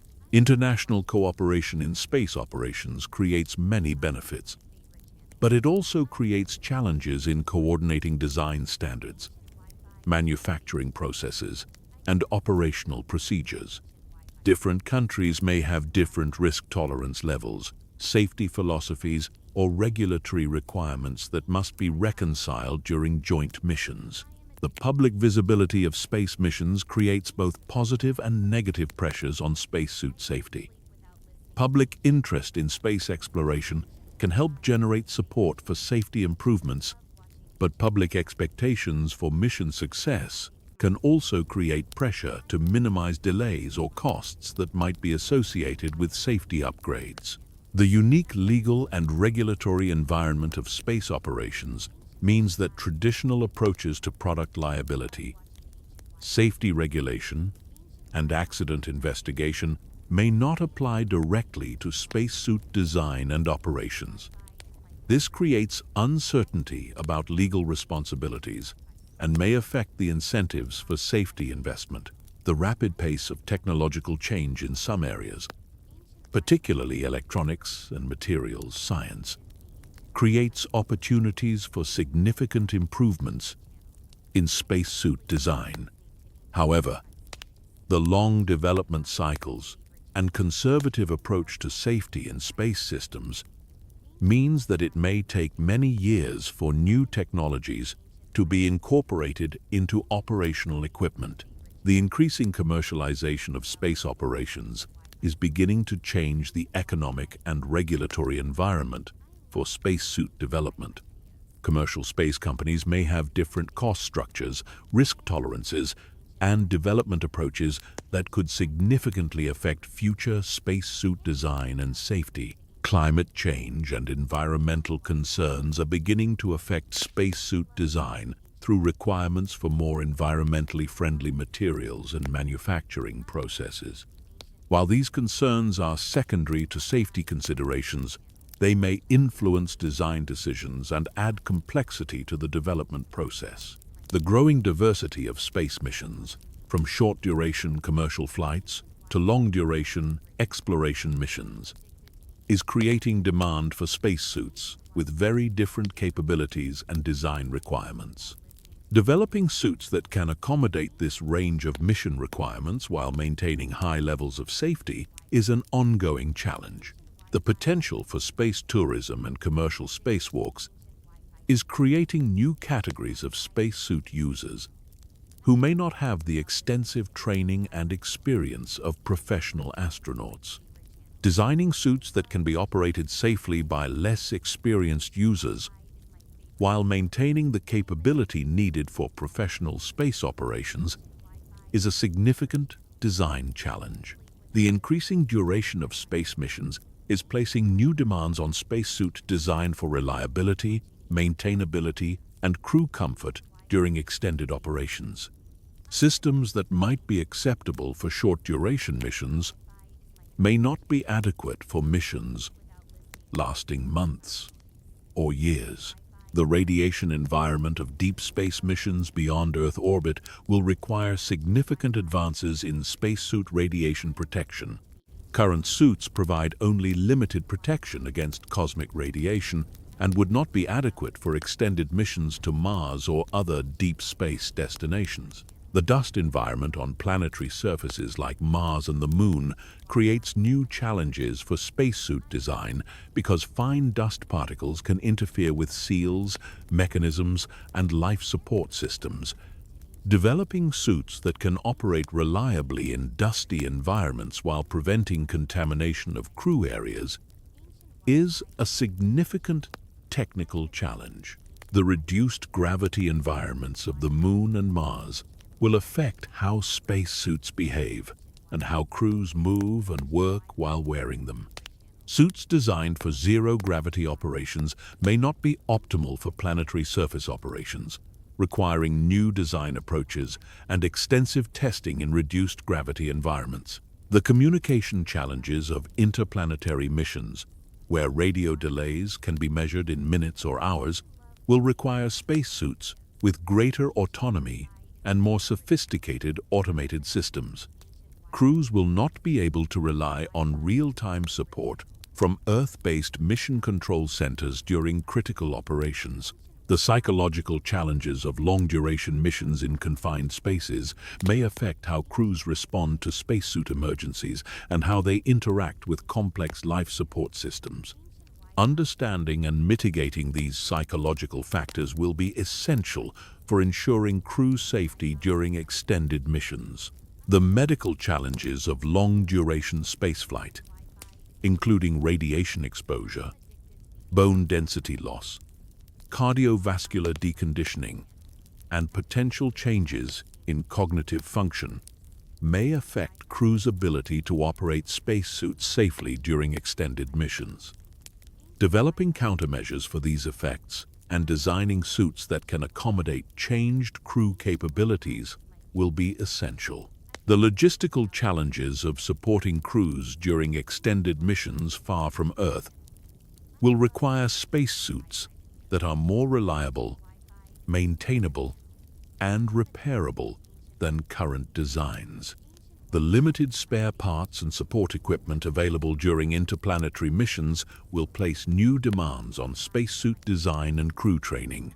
The contamination control requirements for planetary protection during missions to Mars and other potentially life-bearing worlds will add new constraints to spacesuit design.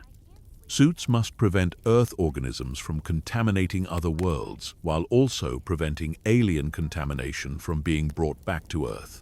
The sample collection and scientific work requirements of planetary exploration missions will require spacesuits with enhanced dexterity, tool interfaces, and scientific equipment integration.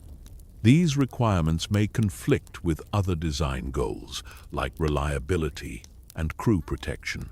The emergency shelter and life support capabilities needed for planetary surface operations will require spacesuits that can serve as backup life support systems if primary habitat systems fail. This multi-role capability will add complexity and weight to suit designs. The communication and navigation requirements for planetary surface operations will require spacesuits with enhanced electronic systems for crew, location tracking, terrain mapping, and coordination with robotic systems. These electronic systems will need to operate reliably in challenging environments while maintaining crew safety. So, as you can see, the challenges facing anyone who attempts to work in a spacesuit extend far beyond the obvious dangers of vacuum, radiation, and equipment failure. The entire enterprise of putting humans in spacesuits and expecting them to work effectively in the hostile environment of space represents one of the most audacious technological achievements in human history. But it also represents one of the riskiest activities humans have ever attempted on a routine basis. Every time an astronaut dons a spacesuit and steps outside the protective shell of their spacecraft, they're betting their life on the proper functioning of thousands of components, the accuracy of thousands of procedures, and the adequacy of years of training and preparation. They're trusting that engineers and technicians they've never met have done their jobs correctly, that quality control inspectors have caught every defect, and that mission planners have anticipated every possible failure mode. The sobering reality is that spacesuit operations push human technology and human capability to their absolute limits.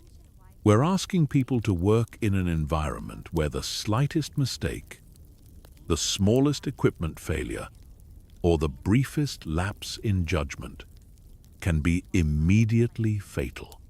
We're asking them to do this while wearing bulky, complex equipment that limits their mobility, sensory input, and ability to respond quickly to changing conditions.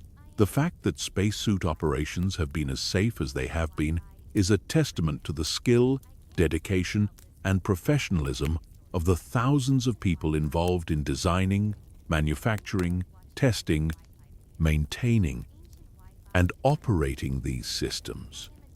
But it's also a reminder of how precarious our foothold in space really is, and how dependent we are on technology that is still evolving and improving. The astronauts who risk their lives in spacesuits are not just explorers and scientists, they're test pilots for humanity's expansion into space. Every spacewalk provides data that improves our understanding of how humans can work in space. Every equipment failure teaches us something about the limits of our technology, and every successful mission builds confidence and capability for even more ambitious future endeavors. But the price of this knowledge and capability is measured in risk, in close calls, and occasionally in lives lost. The history of space exploration is marked by tragedies that remind us of the consequences of pushing the boundaries of human capability. The Apollo 1 fire, the Challenger and Columbia shuttle losses, the close calls and near misses that don't make headlines, but come close to claiming additional lives. As we look toward future missions to Mars, to asteroids, to the outer planets, and eventually to other star systems, the challenges facing spacesuit design and operations will only grow more severe. The radiation environment of interplanetary space, the dust and atmospheric conditions of other worlds, the extended mission durations, and greater distances from Earth support. All of these factors will test our technology and our crews in new and potentially deadly ways. The spacesuits that will carry humans to Mars and beyond are still being designed, tested, and refined. They will incorporate new materials, new technologies, and new design philosophies based on decades of operational experience and lessons learned from the close calls and failures of previous missions. But they will still be fundamentally limited by the same physical constraints that affect current spacesuits. The need to provide a complete life support environment in a package light enough to launch and flexible enough to allow useful work. The crews who will wear these future spacesuits will have better training, more sophisticated emergency procedures, and more capable backup systems than current astronauts. But they will still be venturing into environments where human beings were never meant to go, depending on technology to keep them alive, in places where the slightest malfunction can be instantly fatal. The reality is that space exploration will always be dangerous. The environment of space is fundamentally hostile to human life, and no amount of technological advancement will ever completely eliminate the risks involved in leaving the protective cocoon of Earth's atmosphere and magnetic field. We can make space operations safer, more reliable, and more routine, but we cannot make them safe in any absolute sense. This doesn't mean we should stop exploring space or stop developing better spacesuits and life support systems. The scientific knowledge, technological advancement, and human inspiration that come from space exploration justify the risks involved.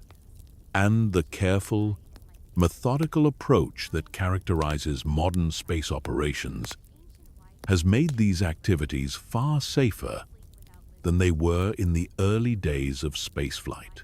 But it does mean that we need to maintain a healthy respect for the dangers involved and a clear-eyed understanding of the limitations of our technology and our ability to predict and prevent failures.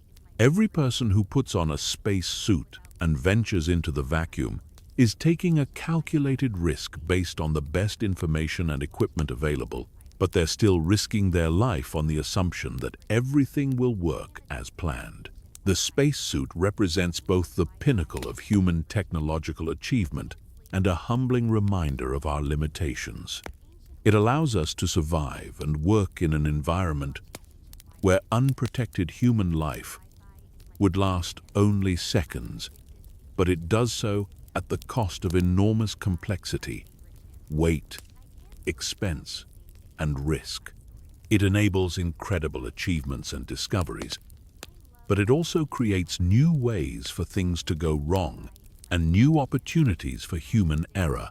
As you drift off to sleep tonight in your warm, comfortable bed, surrounded by the protective atmosphere of Earth and shielded by our planet's magnetic field from the deadly radiation of space, take a moment to appreciate the incredible audacity of those who have risked everything to expand the boundaries of human experience. They have chosen to trust their lives to machines and systems that represent the best of human engineering and design, but which are still fundamentally inadequate for the task of keeping a human being alive in the infinite darkness beyond our small, fragile world.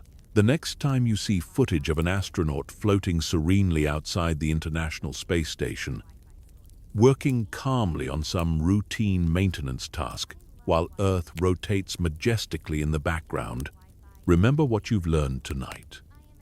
Remember that what looks peaceful and routine is actually one of the most dangerous activities human beings have ever attempted. Remember that the person in that white spacesuit is literally betting their life on the assumption that everything will continue to work perfectly, that no micrometeorite will puncture their suit, that no system will fail at the wrong moment, and that they will make it back to the safety of the airlock before their consumables run out.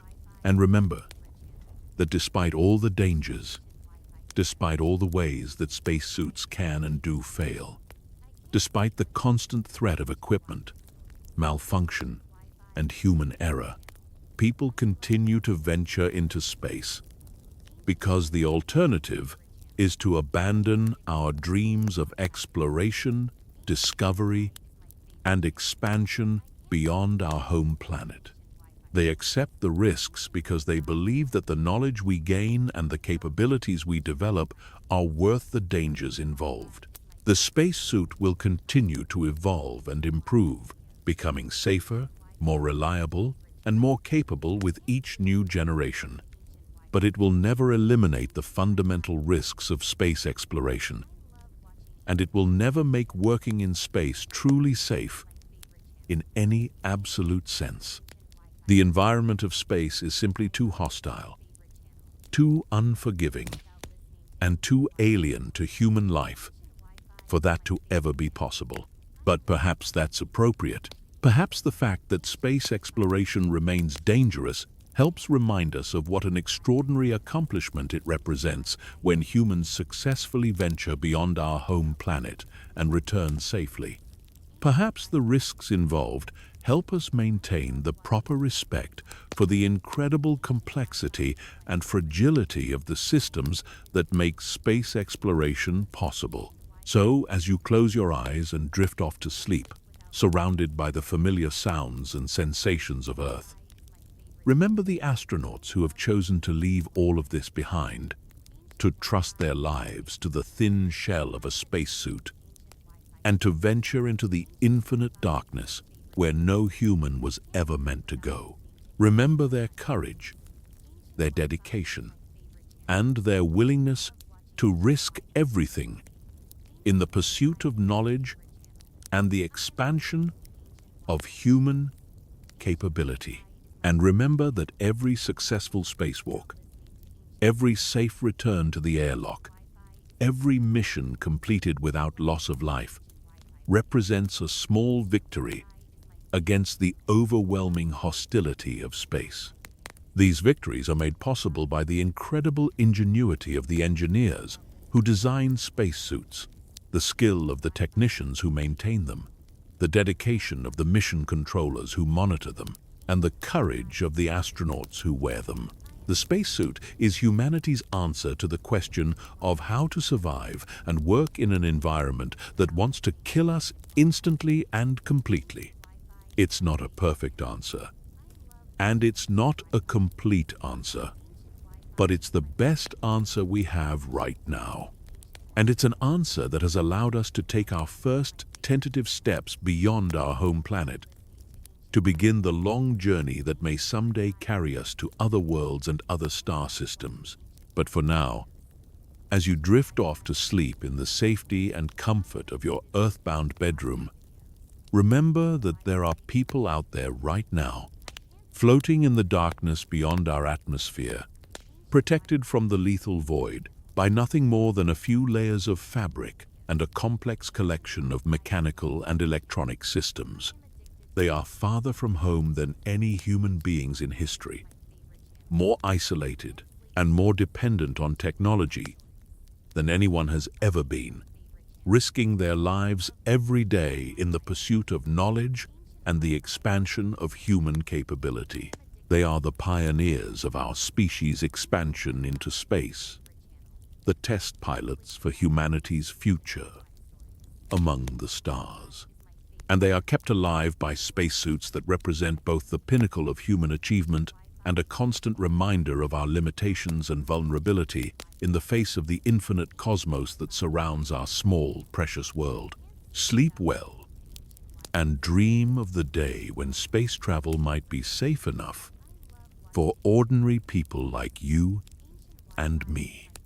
But also remember that until that day comes, every human venture beyond our atmosphere remains an act of extraordinary courage and faith in technology that is still evolving, still improving, and still occasionally, terrifyingly, still failing in ways that can claim lives and remind us of the true cost of our dreams of reaching the stars. The spacesuit stands as humanity's boldest attempt to thumb our nose at a universe that clearly never intended for us to leave our cradle world. It's our declaration that we refuse to be confined to the single planet where we evolved, our technological middle finger extended toward the cosmic forces that would kill us instantly if we dared to step outside unprotected. But it's also a humbling reminder that our defiance comes at a price, paid in complexity, risk, and the constant possibility that our best efforts might not be enough to keep us alive in the places we insist on going. Every spacesuit is a miracle of engineering wrapped around a gamble with death. Every astronaut who puts one on is betting their life on the assumption that thousands of components will work together flawlessly, that hundreds of procedures will be executed correctly, and that the hostile environment of space will not find the one weakness, the one failure point, the one moment of human error that turns a routine spacewalk into a fatal disaster. And yet, despite all of these dangers, despite all of the ways that spacesuits can and do fail, despite the constant reminders that we are visitors in a realm where we don't belong, people continue to put them on and venture into the void. They do it because they believe in the dream of human expansion beyond Earth, because they understand that exploration requires risk, and because they are willing to bet their lives on the proposition that our technology, our training, and our determination are sufficient to overcome the universe's apparent desire to kill anyone who leaves the protective embrace of Earth. The spacesuit is our ticket to the stars, but it's a ticket that comes with a price that might be higher than we're fully prepared to pay.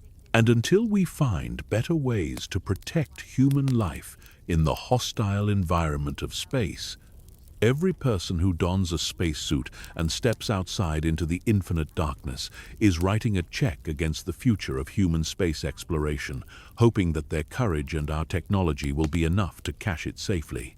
So sleep well tonight, secure in the knowledge that you are surrounded by air you can breathe, shielded by an atmosphere that protects you from radiation and micrometeorites, warmed by a sun whose energy reaches you through 93 million miles of empty space, but doesn't have to sustain you directly. And when you wake up tomorrow, remember that there are people out there who have chosen to leave all of this behind, to trust their lives to a mechanical cocoon, and to work in an environment where a single mistake can be their last. They are the bravest and perhaps the most foolish members of our species, the ones who insist on pushing the boundaries of human experience, even when those boundaries are guarded by the fundamental forces of physics and the absolute hostility of the cosmic environment. They wear spacesuits not because these garments make them safe, but because they make survival possible, if only barely, and only if everything goes exactly according to plan.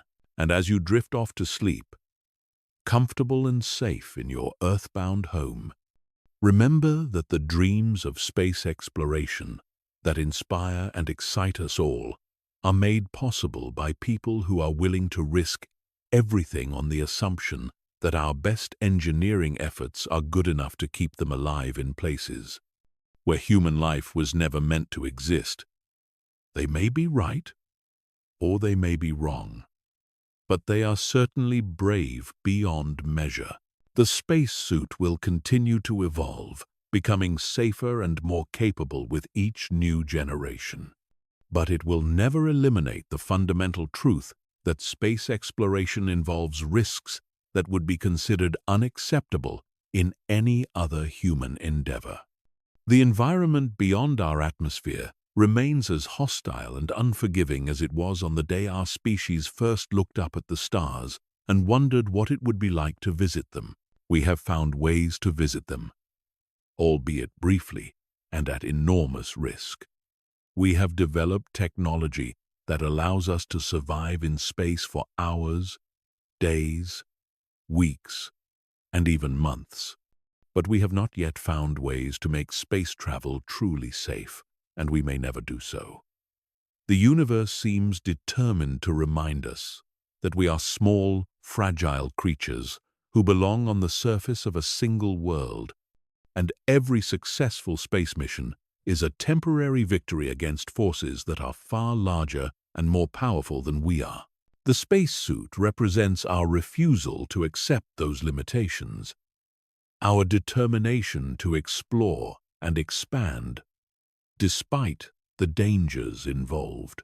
It's a technological marvel that makes the impossible merely incredibly dangerous, and it's worn by people who believe that the risks are worth taking in service of dreams that have captured human imagination for thousands of years. So as you close your eyes and let sleep carry you away from the concerns and dangers of the waking world, spare a thought for those who have chosen to face dangers that most of us can barely imagine, protected by nothing more than the best technology we can create and the hope that it will be good enough to bring them home safely. They are the pioneers of our species' future among the stars, and they pay the price for our dreams with risks that would terrify anyone who truly understood what they were facing. Sweet dreams, and may you never need to test your courage against the infinite darkness that lies beyond our small, warm, protective world. Leave that to the heroes and the dreamers who insist on pushing forward into the unknown, one carefully planned and desperately risky step at a time, wrapped in spacesuits that represent both our greatest technological achievements and our most audacious gambles with death.